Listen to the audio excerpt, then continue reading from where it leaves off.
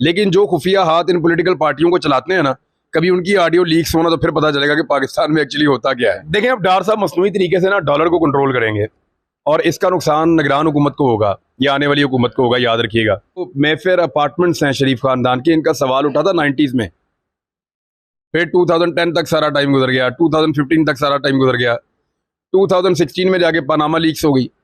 फिर इनको जवाब उन्हीं सवालों का देना पड़ा। मुझे अरशद भाई ने यहाँ से पकड़ा, कहते मुझे पता है तू क्या सोच रहा है, बात आ जाए। अभी तो पंजाब हुकूमत के लोगों ने मेरे साथ रब्ता किया था और उन्होंने मुझे कहा कि जी आप क्या हमें वो बंदे बता सकते हैं जिन्होंने आपके साथ जो है वो ज्यादती की और आपको परेशान किया, तंग किया।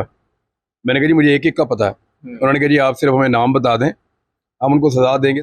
ये इस जवाब के साथ मेरे ख्याल में हुकूमत खत्म करेंगे। डार साहब तो काम कर रहे थे, काम ठीक होना शुरू हो गया था, लेकिन उसके बाद हमारी हुकूमत जो है वो ख़त्म कर दी गई। अब हम इलेक्शन में आ रहे हैं तो आप हमें वोट दें, हम पाकिस्तान को बचाएंगे, ये वो सब जो भी इनका नारा होता है।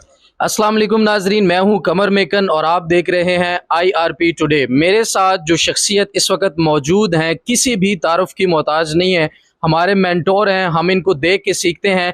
हमारे साथ मौजूद हैं आज senior anchor person Imran Riaz Khan साहब। अस्सलाम वालेकुम सर। वालेकुम अस्सलाम सर, कैसे हैं आप? ठीक ठाक है? अल्लाह ताला का सवाल है, इसहाक डार साहब आज लैंड कर चुके हैं और एक प्राइम मिनिस्टर जो कि मफरूर हैं उनके साथ वो गए थे, दूसरे प्राइम मिनिस्टर जिनके ऊपर फर्द जुर्म आयद होनी थी और वो प्राइम मिनिस्टर बन गए, उनके साथ वो वापस आए हैं। आप इसको किस नज़र से देखते हैं? देखें, अब डार साहब मसनूई तरीके से ना डॉलर को कंट्रोल करेंगे और इसका नुकसान निगरान हुकूमत को होगा या आने वाली हुकूमत को होगा, याद रखिएगा। इन्होंने पहले भी ऐसे ही किया था। दूसरा, डार साहब जो है ना वो ऑप्टिक्स के ऊपर काम करते हैं, वो शो ऑफ करेंगे और मिफ्ता इस्माइल के साथ ये लोग अपनी हुकूमत ख़त्म करना नहीं चाहते थे। इन्हें नज़र आ रहा था कि हुकूमत ख़त्म हो जाएगी तो डार को लेकर आते हैं। ये इस जवाब के साथ मेरे ख्याल में हुकूमत ख़त्म करेंगे। डार साहब तो काम कर रहे थे, काम ठीक होना शुरू हो गया था, लेकिन उसके बाद हमारी हुकूमत जो है वो ख़त्म कर दी गई। अब हम इलेक्शन में आ रहे हैं तो आप हमें वोट दें, हम पाकिस्तान को बचाएंगे, ये वो सब जो भी इनका नारा होता है। तो यह बात इससे बहुत आगे निकल गई है। डार साहब जो है वो एक अकाउंटेंट हैं। डार साहब एक अकाउंटेंट हैं, डार साहब इकोनॉमिस्ट नहीं है। तो इकोनॉमिस्ट जो होता है वो इकोनॉमी को चलाता है, अकाउंटेंट जो होता है वो आदात का हेर फेर करता है, तो वो यही करेंगे। ऑडियो लीक्स का मामला आजकल बहुत सरगर्म है और बहुत तेज़ी से चल रहा है। फ़ौरन उसके बाद मरियम औरंगज़ेब साहबा अकेले कॉफ़ी पीने चली जाती हैं। आपको ये क्या मामला नज़र आता है? आपका एनालिसिस क्या है इस बारे में? बड़ी कुर्बानियां हैं मरियम औरंगज़ेब साहबा की पार्टी के लिए और इनको सुनहरी हरूफ से लिखा जाएगा, लेकिन जवाब तो देने पड़ेंगे ना सवालात के। सवाल जब उठ जाता है ना, अगर किसी के दिमाग में सवाल ना आ रहा हो तो ये आपकी लक होती है, लेकिन जब सवाल उठ जाता है ना तो फिर कभी ना कभी इसका जवाब देना पड़ता है, आज नहीं तो कल।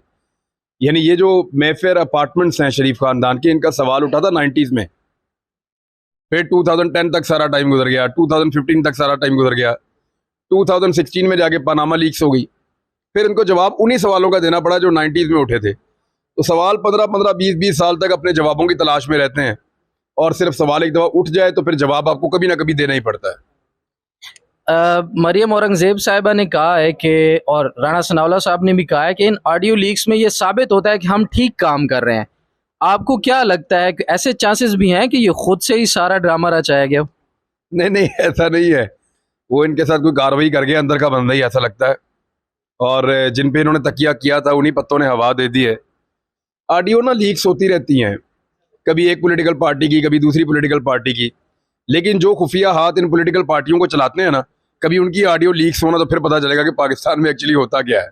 कितना बड़ा सिक्योरिटी ब्रीच है सर ये? एक PM हाउस की इतनी लंबी डिस्कशन, 100 के करीब ऑडियोज हैं और बड़ी लंबी, और डार्क वेब 100 घंटे की, सॉरी, और डार्क वेब पे फॉर सेल हैं और सुनाई दे रहा है कि 5 अरब से डील स्टार्ट हुई है जो उनको ऑफर की गई हैकर्स को। क्या आप आगे किसी कोई ऐसा ब्रीच नहीं है। देखें, हमारी पॉलिटिकल पार्टीज के बारे में और इन हुकूमतों के बारे में कोई ऐसी चीज़ नहीं है जो दुनिया नहीं जानती।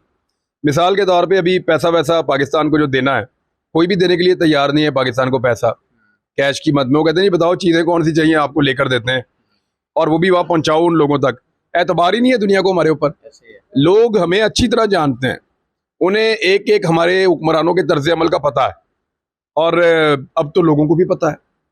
यानी आप ये देखें कि इन्होंने वो फंड बनाया प्राइम मिनिस्टर का भी, और कोई लोगों का लोग रिस्पॉन्स कर ही नहीं रहे, उसमें रिस्पॉन्ड ही नहीं कर रहे।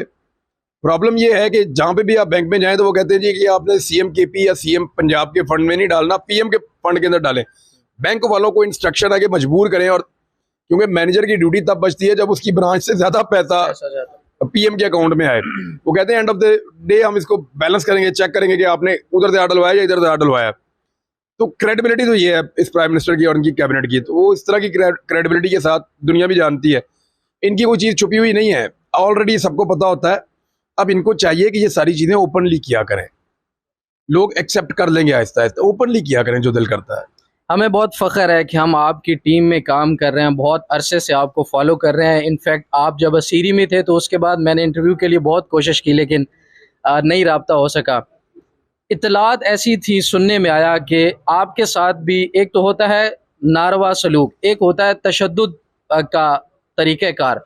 क्या ऐसा कुछ अपनाया गया, और क्या आप फ्यूचर में उसके ख़िलाफ़ आवाज़ उठाने या कोई कार्रवाई, कानूनी कार्रवाई, आजकल कानूनी कार्रवाई कहना चाहिए क्योंकि फिर मुकदमात होना शुरू हो जाते हैं, क्या इरादा ऐसा रखते हैं? देखें, ये जब भी कोई गिरफ्तार होता है तो वो कुछ चीज़ें ऑब्वियस है कि वो आपको उस प्रोसेस से गुजरना पड़ता है। लेकिन मुझे अभी जब ये हुकूमत पंजाब में तब्दील हुई तो पंजाब हुकूमत के लोगों ने मेरे साथ रब्ता किया था, और उन्होंने मुझे कहा कि जी आप क्या हमें वो बंदे बता सकते हैं जिन्होंने आपके साथ जो है वो ज्यादती की और आपको परेशान किया, तंग किया। मैंने कहा जी मुझे एक एक का पता है। उन्होंने कहा जी आप सिर्फ हमें नाम बता दें, हम उनको सजा देंगे। तो मैंने उन्हें कहा जी मैं मोरों से नहीं लड़ता हूँ, ये तो बेचारे मोरे थे जिनको इस्तेमाल किया गया था। जिसने इस्तेमाल किया है वो है रिस्पॉन्सिबल इस सारे गंद का जो फैलाया गया है। बात यह है कि रायता फैलाया किसने है, ये एक्चुअली सारा किया किसने है, जिसने ये सारा कुछ किया है वो रिस्पॉन्सिबल है। वो बेचारा कोई डीएसपी है, कोई एसएचओ है, कोई बेचारा एसपी है, वो तो मोरे थे, उनको जो वो कहते थे वो वैसे करते थे। तो उनको सजा दे के सिर्फ आप अपनी अना को तस्कीन पहुंचा सकते हैं, लेकिन आप एक्चुअली प्रॉब्लम को हल नहीं कर सकते। तो मैंने फिर इसको अवॉइड किया, मैंने कहा जी ये मैं नहीं करूँगा। आपने अपने अंदर उसके बाद कुछ चेंज देखा? मैं वैसे ही हूँ जैसा मैं पहले था। हमें वैसे ऐसे ही लगता है। आप लोग अब मुझे ज्यादा गौर से देखते हैं, मैं ऐसे ही था।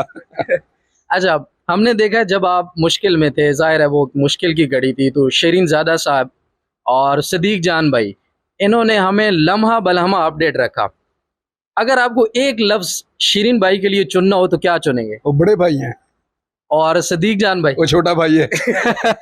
ये सर, ये तो वो हो गया जैसे कहते हैं ना कि पॉलिटिकल। नहीं, एग्जैक्टली जी, ये लोग मेरे दिल के बहुत करीब हैं। शीरीज़ादा भाई जो हैं, मेरा यानी जब से मेरा इनसे ताल्लुक़ है, मैं किसी और सैरगाह में जा ही नहीं पाया। यानी जब भी हम शुमाली इलाका जात के लिए निकलते हैं, स्नो फॉलिंग देखनी है बच्चों ने या कुछ सही ऐसा है, तो मैं सिर्फ स्वात ही जाता हूँ। मेरा वहाँ घर है, और स्वात मैं कई दफ़ा कह चुका हूँ मेरा दूसरा घर है। तो उसकी वजह यह है कि मेरे बड़े भाई वहाँ पे हैं, और वहाँ मैं बेफिक्र होकर जाता हूँ, और इन्हीं की फैमिली के साथ टाइम गुजारता हूँ, इन्हीं के साथ जहाँ आता जाता हूँ। दूसरा, सिद्दीक जान जो है उसने हक अदा किया है। थोड़े दिन पहले मैं, सिद्दीक जान और बाकी सारे हम बैठे हुए थे, जब मैं गिरफ्तार नहीं होता उससे पहले, AR भाई भी बंद नहीं हुआ था, अरशद भाई भी यहीं पे थे। तो हम आपस में बातें कर रहे थे, तो मैं ये कह रहा था कि अगर कोई एक पकड़ा जाए ना तो बाकी सब ने अच्छी तरह उसका मुकदमा लड़ना है। तो सारे कहते हाँ हाँ बिल्कुल ऐसे करेंगे। तो बाद में मुझे अरशद भाई ने यहाँ से पकड़ा, कहते मुझे पता है तू क्या सोच रहा है, बाद आ जाए।